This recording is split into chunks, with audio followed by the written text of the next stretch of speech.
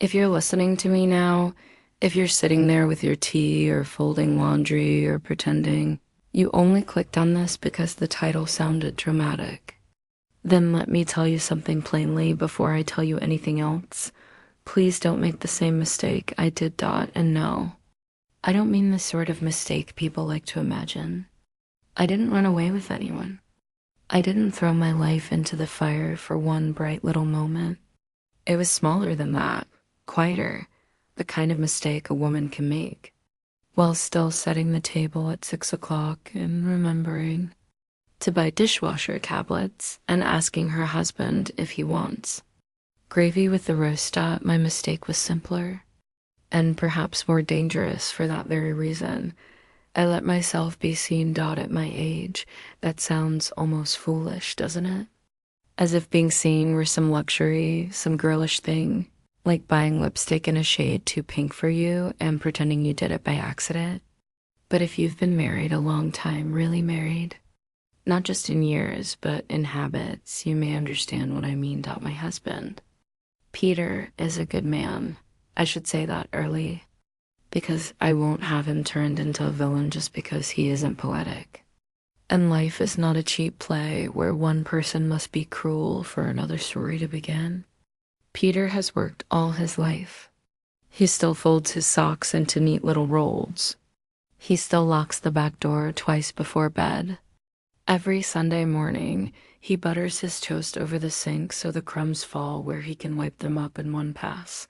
For 34 years, I have known the sounds of him, the scrape of his chair, the low clearing of his throat when he reads the paper, the little sigh he makes when he lowers himself into bed, one hand on the mattress, one on his hip now that his back bothers him in the cold.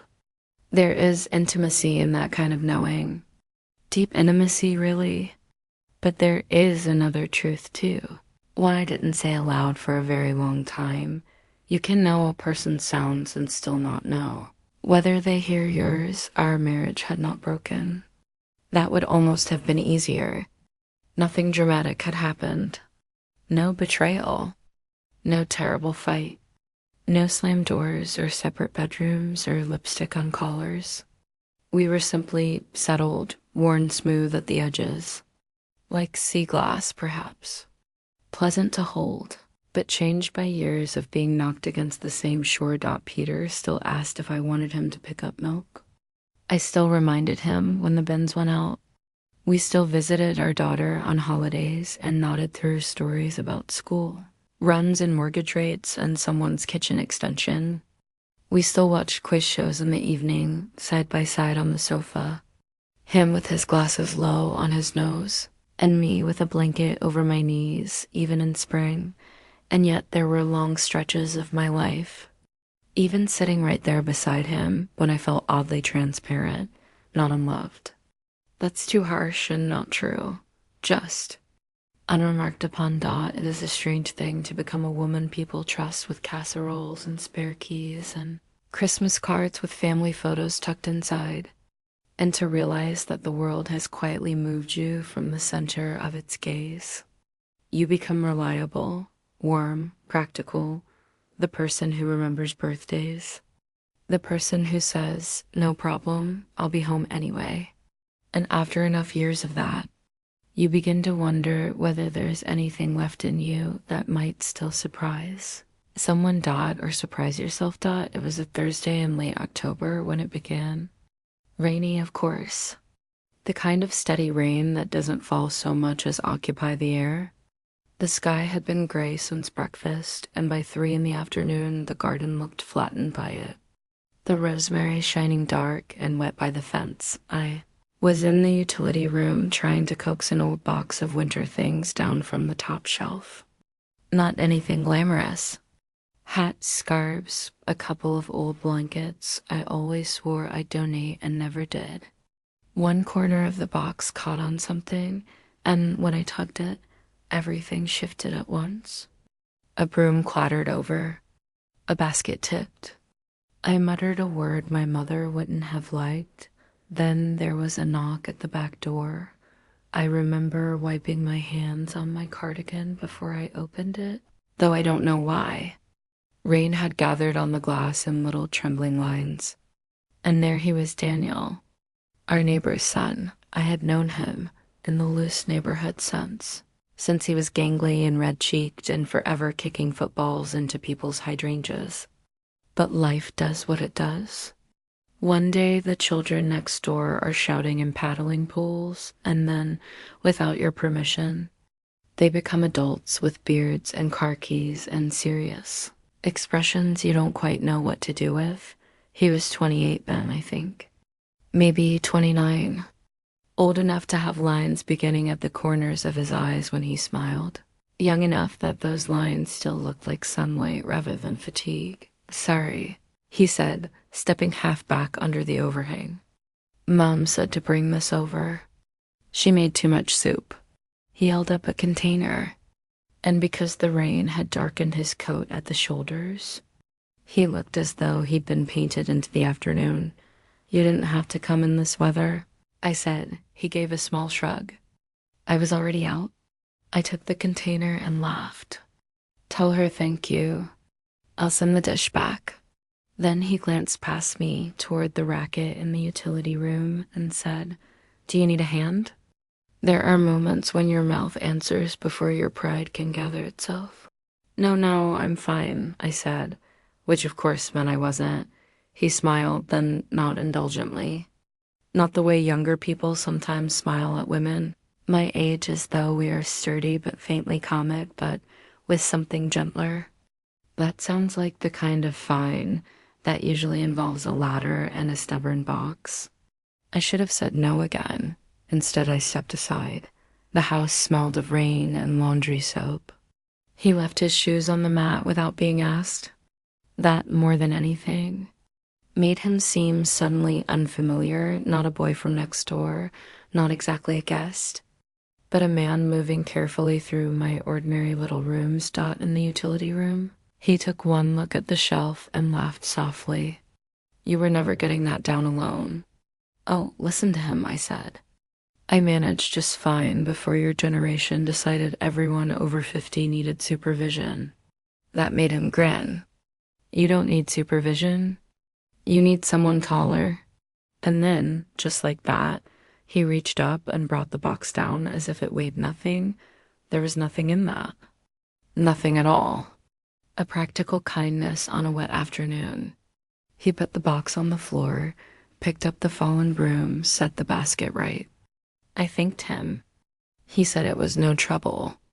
The entire thing should have passed through my day like any other small neighborly errand, but before he left, he looked at me, not at my shoulder, not at the room behind me, not with that hurried politeness people wear like a coat when they are already halfway gone, and said, You always do everything yourself, don't you? I remember blinking. What? He leaned lightly against the doorframe. Mom says the same thing. If something breaks, you fix it. If it snows, you shovel. If Peter's away, you carry on like there's no point waiting for help. I laughed because I felt oddly caught out. Your mother notices too much? She worries about you, he said. I'm not someone to worry about. No, he said quietly. I don't think you are. There was something in the way he said it. Not pity. Not flirtation either. Not then. Just recognition. As if he had noticed not only what I did, but the cost of it. He left a minute later. The back door shut. The rain went on. I stood there with a soup container in one hand and an old scarf dangling from the open box at my feet. And for the life of me, I could not have said why my heart had started beating faster. That night, Peter ate 2 bowls of the soup and said, Tell Janice this is nice. I said I would. He went back to the television. I washed the dishes slowly, though there weren't many. Outside, rain tapped at the window over the sink. I could still hear Daniel's voice in my mind. You always do everything yourself, don't you? It shouldn't have mattered, but it did. After that, I began noticing him in little pieces. At first it was nothing remarkable. He was helping his mother trim the hedge one Saturday while I was bringing in shopping bags. He lifted a hand and called out, Need help with those? I said no, and he crossed over anyway. Taking the heavier bag before I could protest out another time, I ran into him at the small coffee place near the post office. I was standing there deciding whether to spend too much on a slice of lemon loaf when I heard him say, "You look like someone who deserves the cake." I turned and laughed. That's a dangerous philosophy. Most good ones are, he said. He bought his own coffee and stood with me while we waited. We talked about nothing important. The weather turning, how the high street had changed. His work something with landscape design, which seemed to suit him somehow. Patient and attentive and outside more than inside. He asked questions and listened to the answers. Properly listened. Not waiting for his turn. Not glancing at his phone.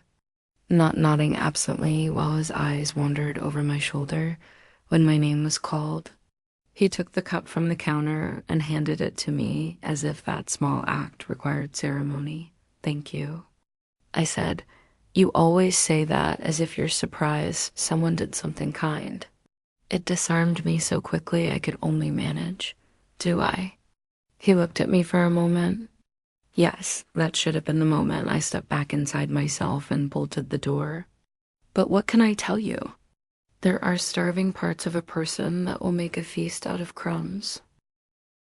I told myself it was harmless because it was harmless. We never arranged anything, never crossed any line. The meetings came the way weather does, unplanned, ordinary, and somehow right on time. A week later, I was walking home from the chemist with a packet of paracetamol in my handbag and the wind fighting my umbrella. He pulled up at the curb and lowered the passenger window. "Get in," he said. "You're losing a battle there." I laughed despite myself. "I'm winning, actually." The umbrella turned inside out in the same second. He leaned over and pushed the door open. Clearly. So I got into the car, smelled faintly of rain and cedar, one of those clean, understated scents men wear when they don't want you to notice, and you notice anyway. The heater hummed softly. I folded the ruined umbrella at my feet, and we both laughed.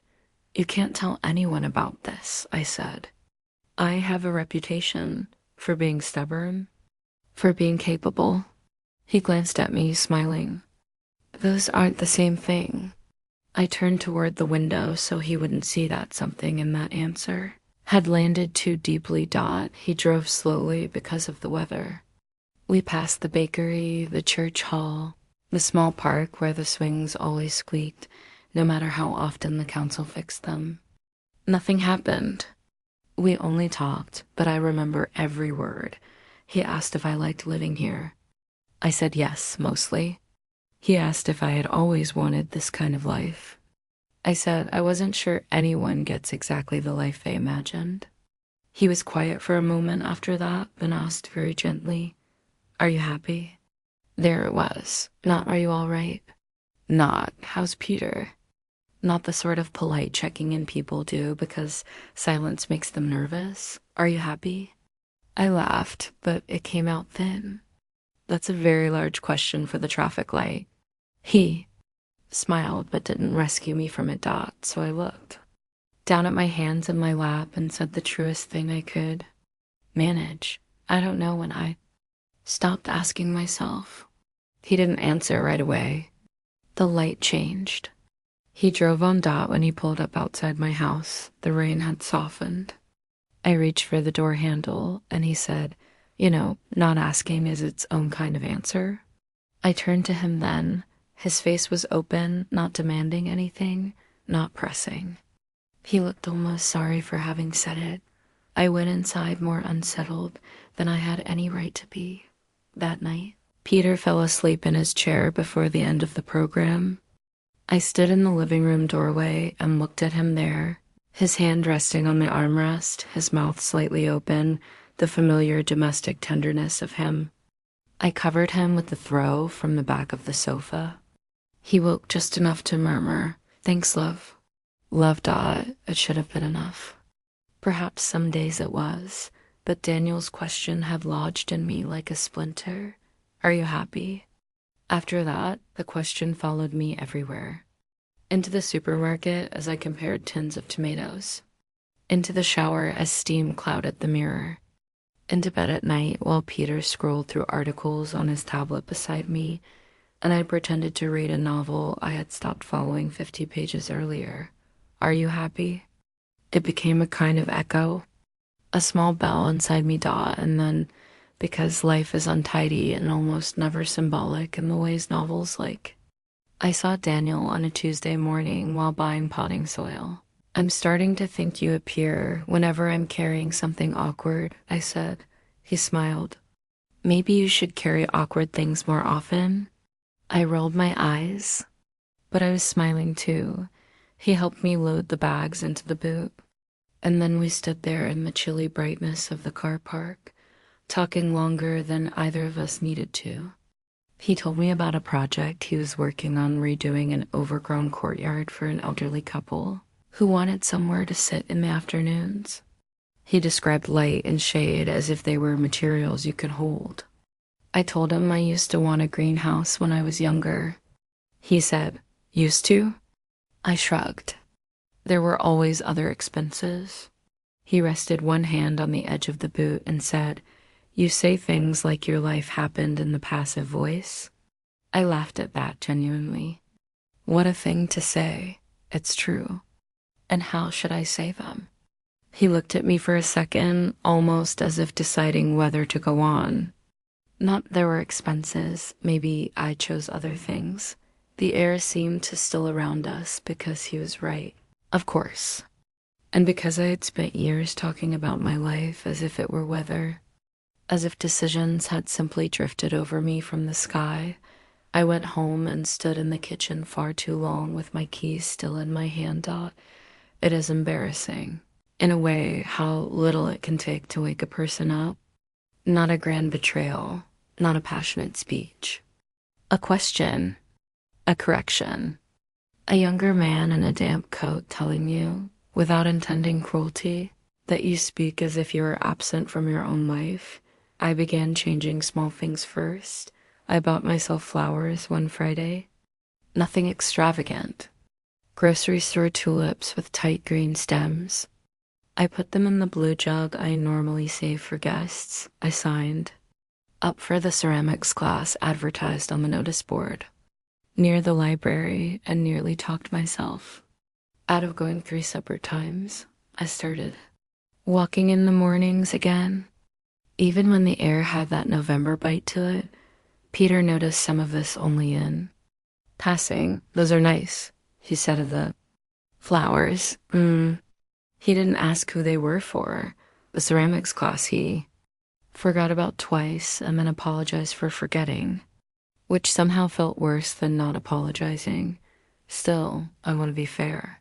He was not indifferent in the way people imagine.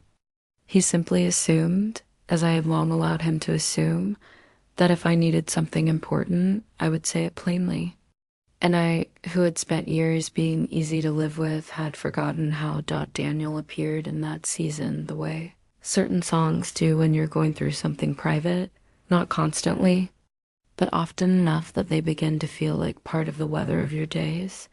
We had coffee once, though even saying it like that makes it sound arranged. It wasn't. I was already sitting with mine in the little place by the square when he came in from the cold, saw me, and asked, "Mind if I join you?" I should have said yes. Not because anything improper would happen, but because by then I knew the trouble was not in what happened. It was in what didn't. In the way he made space around my words.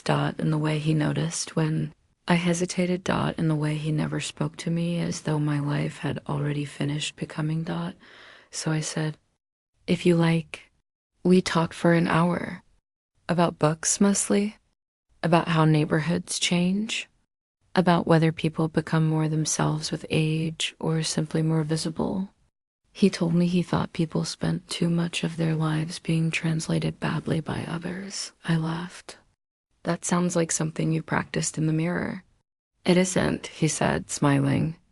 Though maybe it should be. Then he looked at me, the smile fading just slightly, and added, You ever get tired of being misunderstood in polite ways? I don't know what expression crossed my face then, only that he saw it and did not look away. There is an intimacy in being read correctly. Not admired, not desired, not even agreed with. Simply read correctly. When we stood to leave, our hands brushed as we both reached for the sugar packets I'd forgotten were still on the table. That was all. A brief accidental touch. Yet I felt it for the rest of the day as if it had left warmth behind. Hated myself a little for that dot, not because of him, because of what it revealed in me, that I was not as settled as I had believed. That under all my sensible cardigans and grocery lists and anniversary dinners, there was still a woman susceptible to longing. Still a woman who could walk home with cold hands and a flushed face. Because someone had asked what she thought and then listened for the answer, the guilt came then. Properly dot it arrived while I was peeling potatoes, while I was changing the sheets, while I was standing beside Peter in the hardware store, choosing between two nearly identical paint samples for the hallway.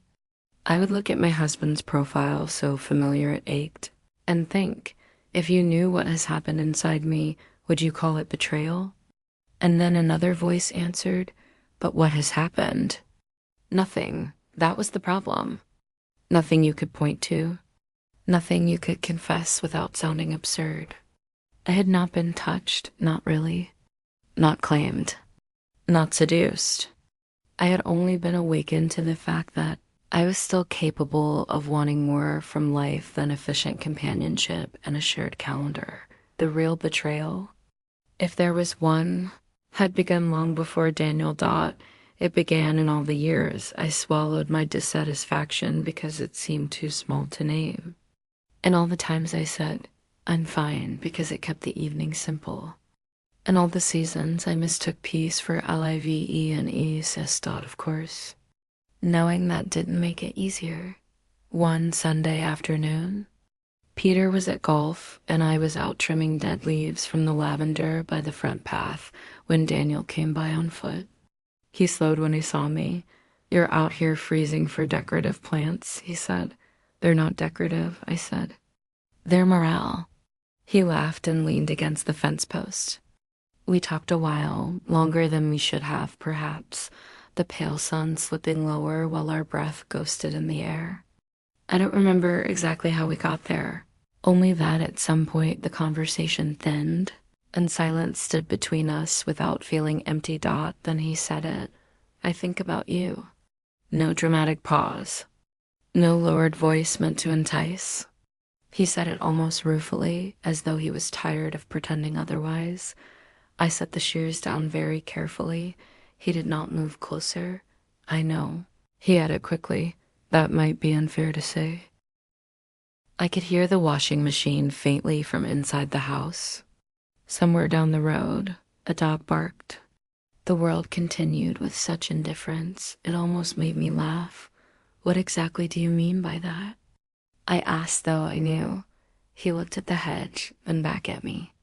I mean, I find myself wondering whether you're all right, whether you're doing too much, whether anyone asks you what you want. He swallowed. I mean, I notice when you walk into a room. At my age, I ought to have had a better defense against tenderness. Instead, I said very softly, Daniel. He nodded once, as if acknowledging both the warning and the plea in my voice. I'm not asking for anything, he said. I wouldn't, and I believed him. That was the most dangerous part of all. Not because he was reckless, but because he WAs in single quotes T. He was kind, careful, entirely too perceptive. I turned away and looked down at the lavender. All gray-green stems and dry, little husks that still held a trace of scent if you rubbed them between your fingers. This can't become something. I said, I know. I'm married. I know that too. And I almost said young, but that wasn't the whole of it. You're standing at the beginning of your life. A faint smile crossed his face. It doesn't feel like the beginning from where I'm standing. Despite everything, I smiled back. Then he said the thing that stayed with me longest. I don't think this is about me. That stung because it was true. He saw it in my face and went on gently. I think maybe I just arrived at the moment you were finally ready to hear yourself. I wish I could tell you, I answered with some elegant wisdom. I didn't. I cried. Not dramatically. Not movie tears. Just sudden, humiliating, middle-aged tears that came because someone had put language to the ache I'd been carrying around unnamed. He did not touch me. He did not move toward me. He simply stayed where he was and let me gather myself. When I had, I laughed weakly and said, well, that's mortifying. It isn't. It is a little. He smiled, but only with his eyes. Maybe. I picked up the shears again, though I no longer needed them. My hands were trembling just enough to annoy me. What do we do now? I asked. He was quiet for a long moment. We be decent.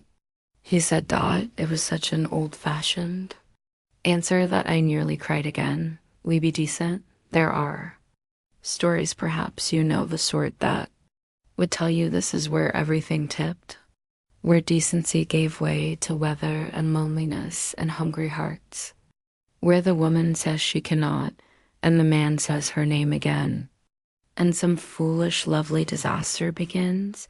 But that wasn't our story, or rather, it might have been if one of us had been crueler after that day. We kept our distance, mostly not in a theatrical way.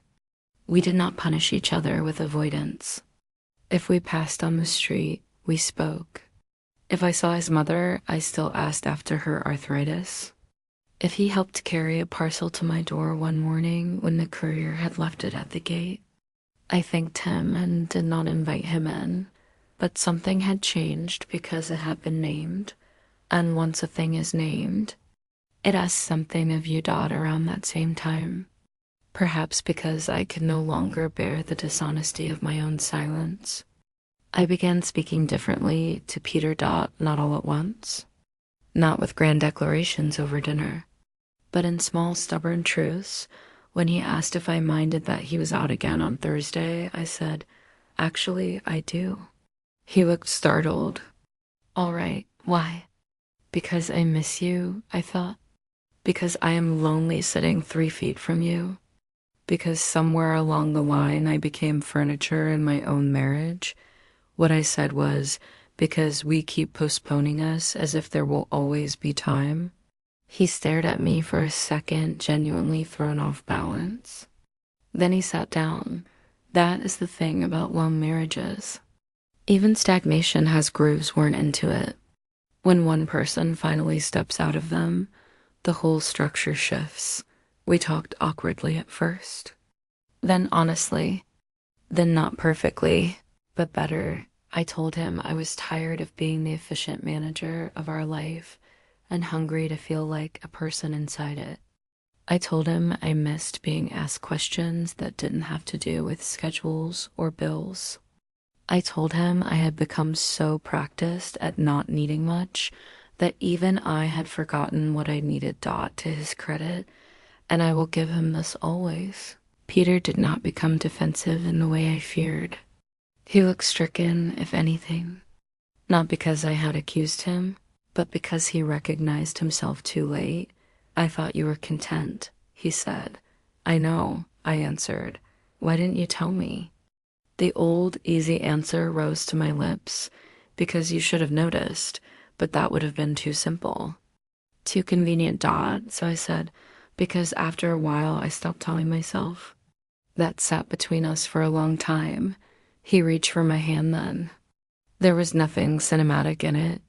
His fingers were dry and familiar. Mine were cold. I don't want to lose you, he said, and I thought, lose me? He had been losing me in inches for years, and so had I, but it mattered that he said it. The following months were not magical. I won't insult you by pretending otherwise. Real marriages do not transform because of one difficult conversation and a meaningful silence. There were still habits, still irritations, Still evenings when he disappeared into the news and I into my own thoughts. Still 1,000 ordinary frictions. But there was motion again, attention, an effort that had been absent. He began asking me to walk with him after dinner on Sundays. Not every week, but enough that I noticed. He remembered the name of my ceramics instructor. Once, while I was talking about a book, he put down his phone without being asked. It sounds pitiful, perhaps when I list it out like that. Such small gestures, but marriages are built from small gestures, and revived by them too. As for Daniel, I saw him less. Intentionally, I think, on both our parts. Winter deepened. Christmas came and went with its familiar clutter of wrapping paper and overcooked vegetables and grandchildren dropping chocolate on cushions. Life resumed its respectable rhythm. Then one pale afternoon in early March, I found him outside the florist, hands in his coat pockets, studying a bucket of daffodils as if they might offer instruction. Buying flowers? I asked. He turned, surprised, then smiled. Trying to. I'm bad at it. Nonsense. No one is bad at yellow. He laughed. That's exactly the sort of guidance I needed. We stood together on the pavement while traffic moved slowly past. The sky had that washed-out brightness spring gets before it fully commits itself. He looked well. A little tired, maybe. A little older than he had in autumn, though perhaps what I mean is that he looked more self-contained. How have you been? He asked. It was an ordinary question. But then, with the slightest hint of that old carefulness, he added, truly. I took a breath. Better, I said, and I meant it. His expression softened, not triumphant, not wistful exactly. Just relieved. Good. I glanced at the flowers. For someone special? He smiled faintly. Maybe. Something in me pinched, then passed. Not jealousy. Not quite. More the tender ache of realizing that time had continued for both of us. As it should. I'm glad, I said. He nodded, then looked at me in that direct way of his one last time. Are you happy? There was that question again, not as accusation now. Not even as invitation. More like a bell rung once to hear what remained. I looked up at the pale sky. At the florist's striped awning lifting slightly in the wind. At my own reflection dimly caught in the shop window beside buckets of tulips and lilac and eucalyptus.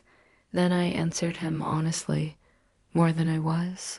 I said, not every day, but enough to keep choosing my life with open eyes. He smiled, then a real smile, warm and quiet and somehow proud without having any right to be. That sounds about right. He said. We said goodbye a minute later. No embrace. No lingering touch. Nothing that could be replayed as scandal if someone had seen us from across the street. He went inside to buy his flowers. I walked home with a loaf of bread under one arm and a strange, peaceful ache in my chest. I did not look back, or perhaps I did once. Only once. So now, when I tell you not to make the same mistake I did, maybe you understand better what I mean. I don't mean never let a younger man be kind to you. I don't mean never feel the dangerous little thrill of being noticed when you thought that season of your life was over. And I certainly don't mean that desire, if that's even the right word for something so tangled with grief and gratitude and self-recognition is shameful in a woman past 50. We are not dead simply because the world grows less interested in pretending otherwise. No. My mistake was waiting so long to ask myself the question before someone else did. Are you happy? It is a brutal question if you've built your life on competence. If you have become beloved for your reliability. If your days are full and your heart is not exactly broken, only unattended. Brutal because it asks you to admit that comfort is not always the same as joy, and duty is not always the same as presence, and peace can sometimes be only the absence of motion, I loved my husband before all this. I love him still. That is not the ending people expect. Perhaps, but it is the truth. Love, I have found, is not one feeling preserved in amber. It is not youth.